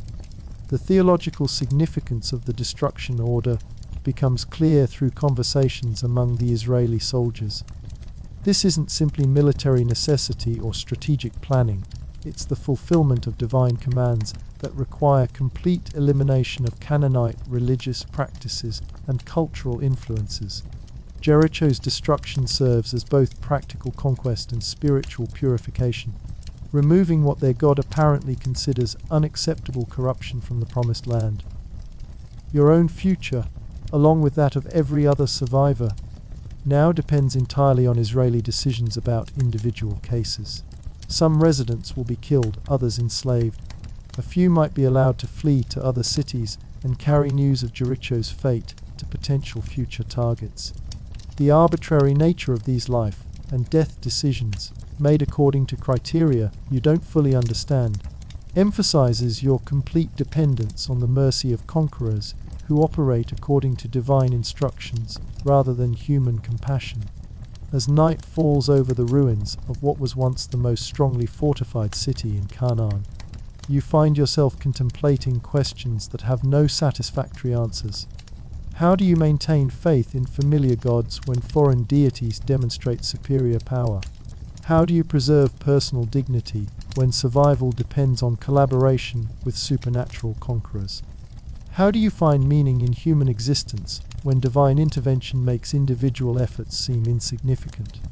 The walls of Jericho, built by generations of skilled craftsmen and maintained at enormous expense over centuries, proved inadequate against forces that operate outside the natural order. Tomorrow will bring additional challenges as you navigate the complex moral landscape of occupation, collaboration, and survival in a world where the impossible has become routine and the permanent has revealed itself to be as fragile as morning mist. The dawn of your third day in captivity brings an announcement that changes everything for the survivors of Jericho. Israeli officers, accompanied by the same white-robed priests who carried the Golden Ark during their supernatural siege, gather the remaining population in what was once the city's main marketplace. The formal nature of the assembly, combined with the presence of religious authorities, suggests that whatever follows will carry the weight of divine command, rather than simple military expediency. The officer who questioned you yesterday stands before the assembled crowd, his voice carrying clearly across the rubble-strewn square. By command of the Lord God of Israel, this city is devoted to destruction. Its walls have fallen, its defenses have crumbled, and its time as a place of human habitation has ended forever. No one shall rebuild what the Lord has torn down. The pronouncement echoes strangely among the broken stones, creating acoustics that seem to amplify the words beyond their natural volume. Around you, the other survivors react with varying degrees of despair, resignation, and confusion. Some weep openly for the loss of everything they've ever known. Others stand in stunned silence, apparently unable to process the magnitude of what they're hearing. A few nod with what might be acceptance, as if they've already concluded that resistance to divine will is both futile and blasphemous. But the officer continues with words that offer unexpected hope alongside the devastating judgment. However, the Lord is merciful to those who acknowledge his sovereignty. Some among you will be spared to carry word of what has happened here to other cities. Others will be given opportunity to serve the people of Israel in capacities suited to your skills and circumstances. And a few, his gaze sweeps across the assembled crowd, pausing briefly on faces that apparently hold some significance for the Israeli leadership. A few will be offered full integration into the people whom God has chosen to inherit this land. The possibility of survival, even under foreign rule, creates a stir of whispered conversations among the captives. Families huddle together, debating in urgent undertones whether submission to Israeli authority offers acceptable alternatives to death or exile. The moral complexity of the choice between maintaining loyalty to a defeated homeland and embracing the supernatural power that destroyed it creates internal conflicts that show clearly on the faces around you. Your own reaction focuses less on the immediate survival implications and more on the theological questions raised by the offer. If the Israeli God possesses sufficient power to stop rivers and collapse walls, does resistance constitute not just military folly but spiritual rebellion against legitimate divine authority? The traditional gods of Jericho, invoked continuously during the siege but apparently powerless to provide protection, seem increasingly irrelevant compared to a deity that intervenes directly in human affairs with obvious and overwhelming effectiveness. The selection process begins immediately, conducted with the same systematic efficiency that has characterized every aspect of the Israeli conquest. Families are called forward individually to meet with officers who assess their potential value to the occupation administration. Skilled craftsmen, merchants with knowledge of regional trade networks, and individuals with useful military or administrative experience receive extended interviews. Others are processed more quickly, their fates apparently predetermined by criteria that remain opaque to the waiting crowd. When your turn comes, you find yourself facing not just the officer who questioned you previously, but also one of the white-robed priests whose presence throughout the siege has been associated with supernatural phenomena. The priest examines you with eyes that seem to look beyond physical appearance to evaluate something deeper and more significant than mere military utility. You served on the walls of this city for 7 years, the priest states, his voice carrying the same authoritative tone used for religious pronouncements. You witnessed our daily processions around your fortifications. You saw the Jordan River stop its flow to allow our people to cross on dry ground. You experienced the collapse of walls that no human army could breach through conventional means. What do you conclude about the source of our victory? The question demands more than tactical assessment. It requires theological commitment that will determine not just your immediate fate, but your fundamental worldview going forward. The priest's intense gaze suggests that evasive or diplomatic answers will be recognized immediately and rejected as inadequate. He wants genuine conviction, whether positive or negative, rather than calculated responses designed to ensure survival. Your God is more powerful than ours. You reply, choosing honesty over diplomacy. The walls of Jericho were built to stop human armies using human weapons. They weren't designed to withstand divine intervention. What I witnessed wasn't military victory, it was supernatural demonstration of authority that transcends physical laws.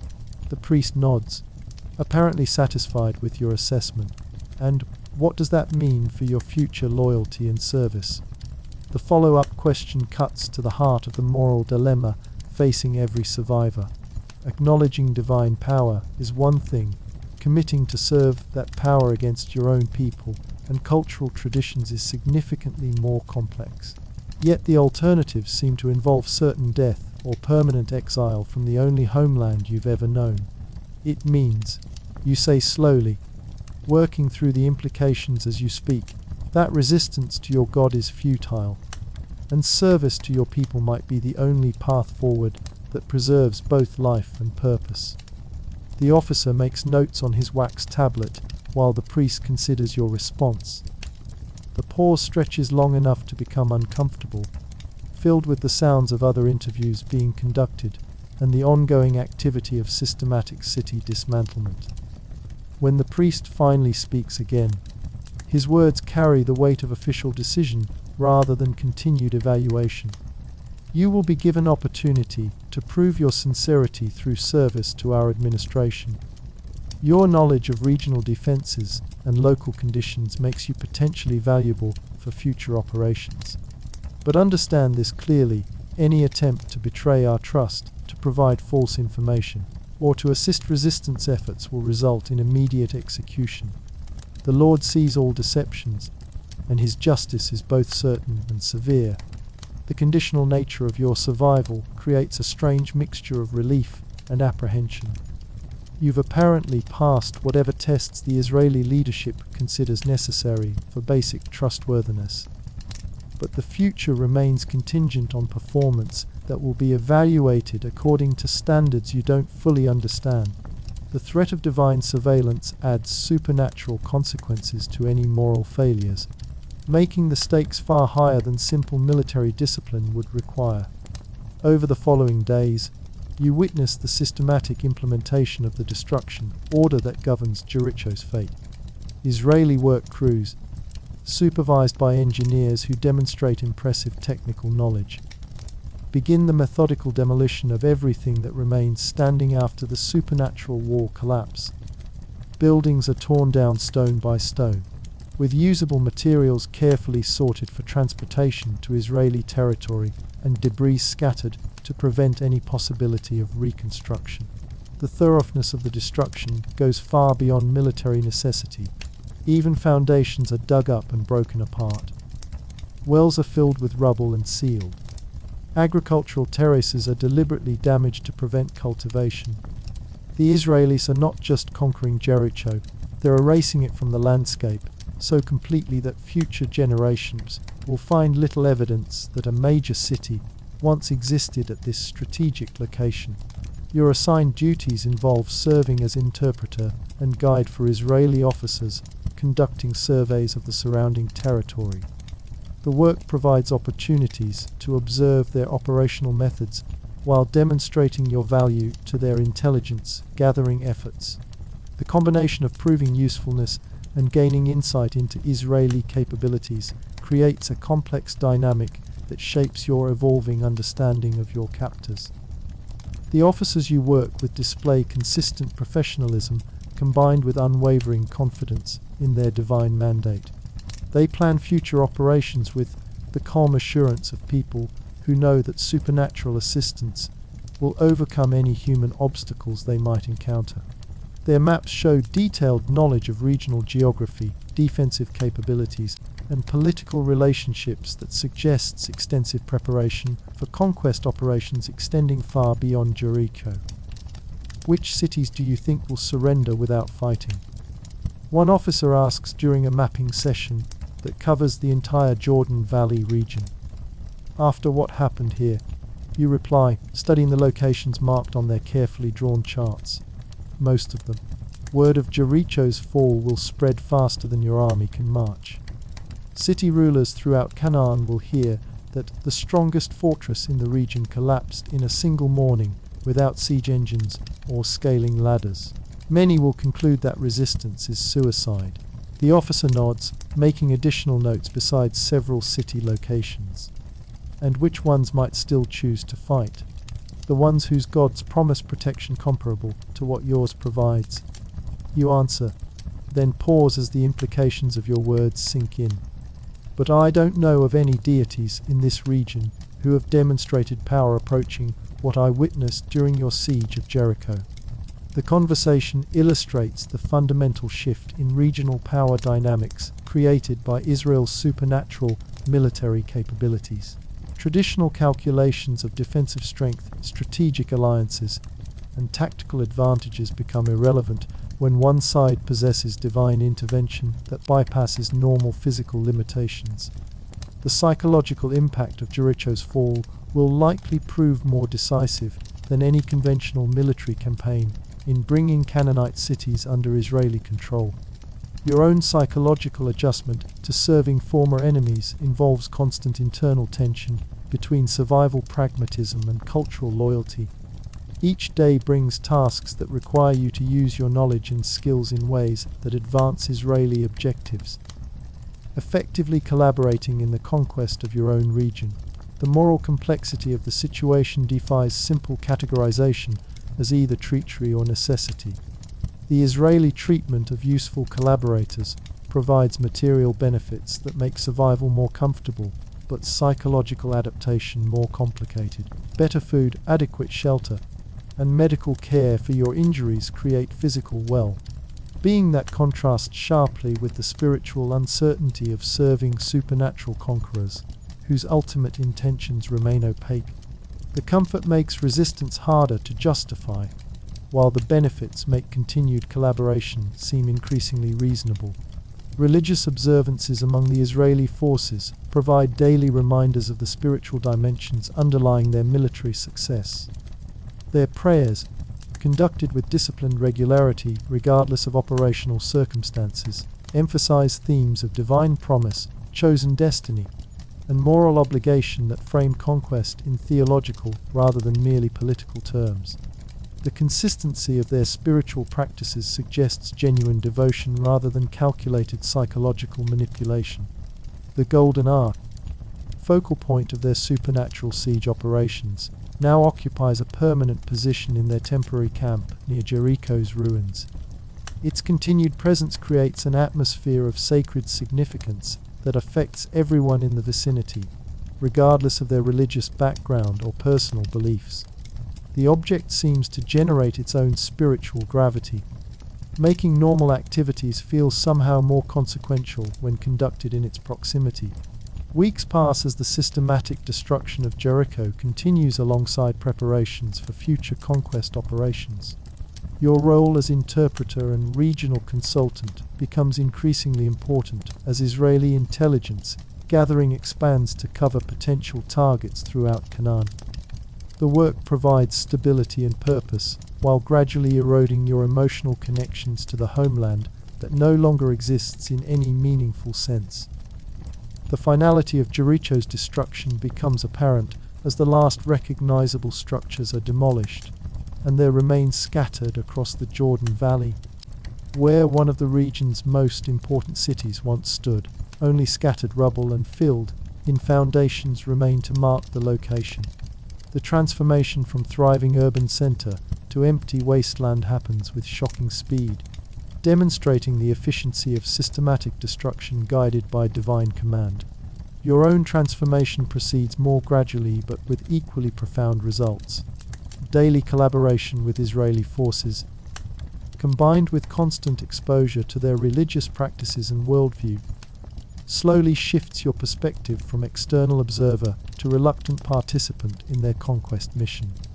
The change happens so incrementally that recognizing it requires conscious effort to remember your original loyalties and motivations. The night brings dreams that blend memories of Jericho's glory with visions of its supernatural destruction. You walk familiar streets that dissolve into rubble, climb walls that crumble beneath your feet, and hear the voices of former comrades calling from distances that grow ever more remote. The dreams leave you unsettled, but also strangely liberated, as if your sleeping mind is processing the complete transformation of identity required by current circumstances. Morning light illuminates a landscape where Jericho once stood, but exists no longer, where the impossible has become routine, and where survival requires adapting to realities that transcend normal human experience. The walls that seemed eternal have become dust scattered by desert winds. The God who stopped rivers and collapsed fortifications continues to guide his people toward objectives that reshape the entire regional order. And you, former defender of an impregnable fortress, have become an instrument of the same divine will that destroyed everything you once fought to protect. The story of Jericho's fall will be told for generations, but not as a tale of human military prowess or strategic brilliance. Instead, it will serve as demonstration of divine power that recognizes no earthly barriers, supernatural authority that transforms landscapes and loyalties with equal ease, and the futility of human resistance when confronted with the will of the God who commands the forces of nature itself.